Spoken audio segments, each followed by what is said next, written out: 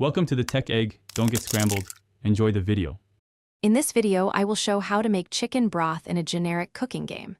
Start by gathering bones, water, aromatics, and a stock pot in your inventory, and place them on a heat source. Next, select simmer and set low heat, then cover partially and monitor clarity while skimming foam.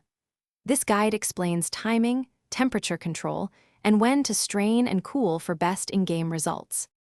Prepare ingredients before you begin simmering by chopping aromatics and roasting bones if you prefer deeper flavor. Place bones and cold water in the stock pot, then add vegetables and herbs, keeping proportions simple and adjustable. Bring slowly to a gentle simmer rather than a hard boil to preserve clarity and taste.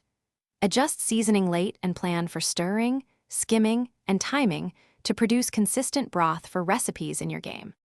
Once your pot simmers, maintain low steady heat and resist the urge to stir constantly, allowing collagen to release slowly for body.